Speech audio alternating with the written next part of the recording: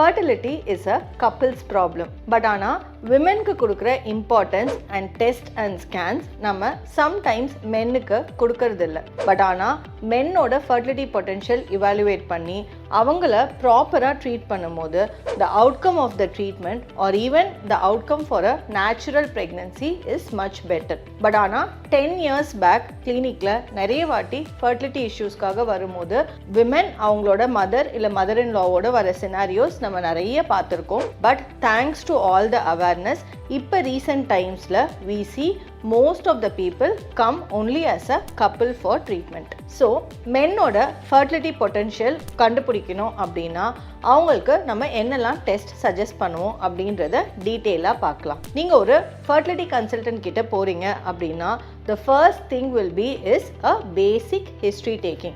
So இதில் அவங்க உங்ககிட்ட உங்களோட டீட்டெயில் ஹிஸ்ட்ரி கேட்பாங்க.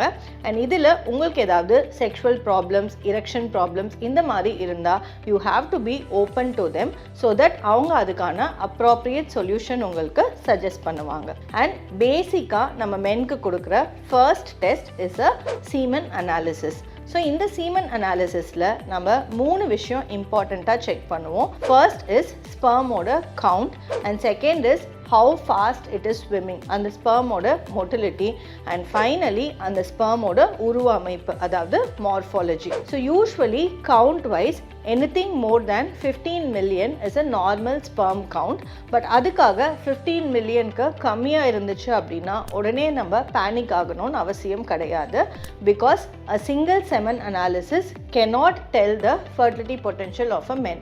Usually sperm counts கொஞ்சம் ஃப்ளக்சுவேட்டிங்காக இருக்கும். ஸோ நிறைய பேருக்கு இந்த அனாலிசிஸை நம்ம ரிப்பீட் பண்ணும்போது அது பெட்டராக இருக்கிறதுக்கும் பாசிபிலிட்டிஸ் இருக்குது. And coming to the motility, at least 30% of the sperms ஃபாஸ்ட்டாக மூவ் பண்ணும்போது நேச்சுரலாக ப்ரெக்னன்சி வர சான்சஸ் பெட்டராக இருக்கிறதா ரிசர்ச்சில் ப்ரூவ் பண்ணியிருக்காங்க.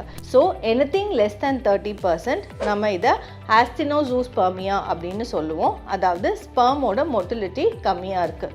ஸோ இதுக்கு காமனான ரீசன்ஸ் சம்டைம்ஸ் ஹீட் எக்ஸ்போஷர், இல்லை நம்மளுக்கு வேரிகோசீல் இந்த மாதிரியான ப்ராப்ளம் இருந்துச்சு அப்படின்னா மொட்டிலிட்டி கம்மியாகிறதுக்கு பாசிபிலிட்டிஸ் இருக்குது. ஸோ ஸ்பெர்ம் மொட்டிலிட்டி கம்மியாக இருக்குன்னா the first thing we advise is a lifestyle modification. அதாவது adequate water intake எடுக்கும்போது அண்ட் முடிஞ்ச வரைக்கும் ஹாட் பாத்ஸ் நம்ம அவாய்ட் பண்ணிக்கிறது அண்ட் டைட் அண்டர்வேர் போடுறத அவாய்ட் பண்ணுறது மூலமாக நம்மளால் இந்த மொட்டிலிட்டியை இம்ப்ரூவ் பண்ணுறதுக்கு நிறைய பாசிபிலிட்டிஸ் இருக்குது. ஸ்பெர்மோட மார்ஃபாலஜி அப்படின்றது it's a very strict criteria based assessment. So even in a normal sperm sample 4% of the sperms தான் நார்மலாக இருக்கும். ஸோ ஒரு நார்மல் ரிப்போர்ட்டை பார்த்தாலுமே நிறைய வாட்டி கப்பிள் பேனிக் ஆகி வருவாங்க. டாக்டர் என்னோட ரிப்போர்ட்டில் 96% அப்நார்மல் ஸ்பெர்ம்ஸ் இருக்குன்னு கொடுத்துட்டாங்க, which is actually nothing to வரி.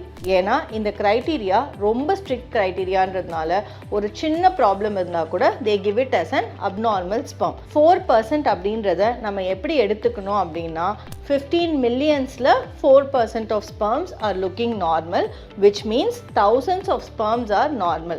நம்மளுக்கு ஒரு எக்குக்கு ஒரு ஸ்பெர்ம் தான் தேவை பேபி ஃபார்ம் ஆகிறதுக்கு.